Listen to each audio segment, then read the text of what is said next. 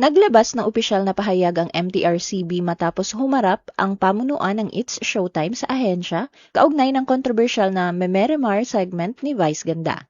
Kasabay nito, binigyan ng MTRCB ang programa ng 7 araw upang magsumite ng paliwanag hinggil sa issue. Alamin ang buong detalye sa likod ng kontrobersyang ito. The Philippine Showbiz List presents. Tama ba ang 7 araw na ibinigay ni Lala Soto sa It's Showtime dahil kay Vice Ganda? Vice's issues prompted MTRCB to order It's Showtime to explain. Naglabas ng opisyal na pahayag ang MTRCB matapos humarap ang pamunuan ng It's Showtime sa tanggapan ng ahensya noong July 29, 2026 upang talakayin ang mga kontrobersyang kinaharap ng programa nitong mga nakaraang araw. Kaugnay nito, binigyan ng MTRCB ang It's Showtime ng 7 araw upang formal na isumite ang panig at paliwanag ng programa hinggil sa kontrobersyal na issue ng Memerimar. Naging sentro ng usapan ang mga eksenang ipinalabas sa episode ng Memerimar noong July 24, 2026 kung saan umani ng batikos si Vice Ganda dahil sa umano'y mga pahayag at kilos na ikinategorya ng ilang netizens bilang may bahid ng diskriminasyon batay sa kulay ng balat laban kay Johaira Morris, miyembro ng grupong Baby Dolls.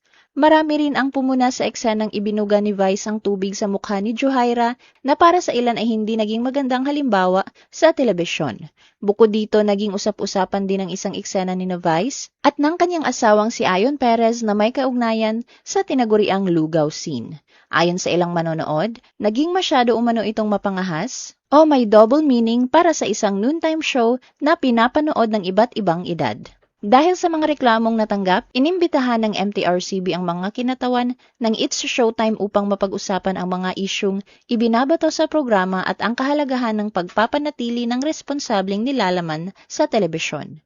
Samantala, umikot din sa social media ang mga espekulasyong may ilang fans ni Kim Chiu na kabilang sa mga nagreklamo laban kay Vice. Iniuugnay ito ng ilang netizens sa naging issue matapos umanong hindi mabanggit ni Vice ang pangalan ni Kim sa ginanap na First Famous Broadcast Arts Award noong July 20, 2026.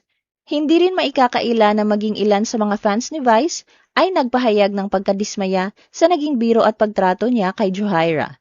Kasunod ng lumalaking kontrobersya, agad namang humingi ng paunanhin si Vice.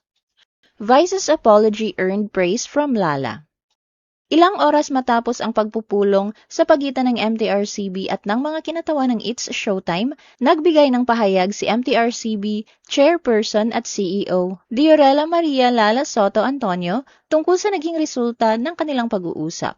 Ayon kay Lala, naging maayos at professional ang naging talakayan ng magkabilang panig.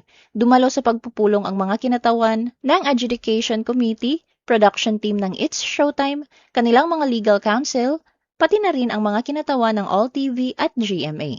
Aniya nagbigay ng pagkakataon ang panig ng programa na ipaliwanag ang kanilang panig habang malinaw ding ipinaalala ng MTRCB ang mga alituntunin at responsibilidad na nakasaad sa Presidential Decree No. 1986. Ikinatuwa rin umano ng MTRCB ang ipinakitang kooperasyon ng mga kinatawan ng It's Showtime. Ayon kay Lala, naging magalang at bukas ang mga ito sa pagtanggap ng kanilang pagkukulang.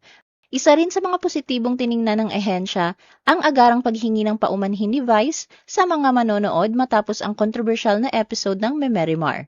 Para sa MTRCB, mahalagang hakbang ang mabilis na pag-ako ng responsibilidad at ang pangakong pagbutihin pa ang naturang segment bilang pagpapakita ng pagrespeto sa sentimiento ng publiko. Samantala, kasunod ng mga kontrobersya, ay maraming netizens ang nanawagang suspindihin ang It's Showtime at patuloy na tinag ang MTRCB sa social media upang umaksyon ang ahensya. Gayunman nilinaw ni Lala na hindi agad nagpapataw ng suspensyon ng MTRCB nang walang masusing pagsusuri at tamang proseso. Naalala rin ang naging 12-day suspension ng It's Showtime noong September 2023 dahil sa sunod-sunod na paglabag at mga naunang babala na natanggap ng programa noon. Ngunit iginiit ni Lala na magkaiba ang sitwasyon ng kasalukuyang issue kumpara sa nangyari ilang taon na ang nakalipas. Hinikayat naman ni Lala ang publiko na hintayin ang opisyal na desisyon at igalang ang prosesong sinusunod ng ahensya sa bawat kasong kanilang hinahawakan. Vice's controversy led Lala to quash alleged MTRCB bias. Sa gitna ng usapin na kinakaharap ng It's Showtime, nilinaw ni Lala na nananatiling maayos ang kanyang personal na relasyon kay Vice.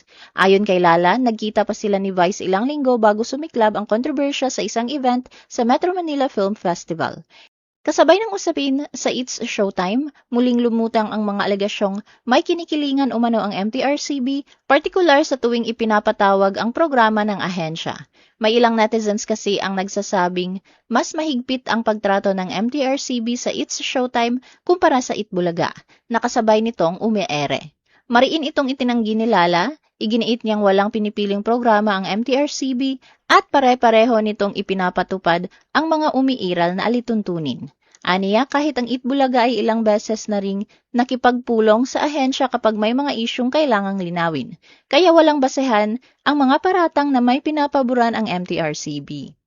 Bagamat ang kanyang ama na si Senator Vicente Tito Soto III ay kabilang sa mga host at producer ng Itbulaga, sinabi niyang hindi ito nakaaapekto sa paraan ng MTRCB sa paghawak ng mga reklamo.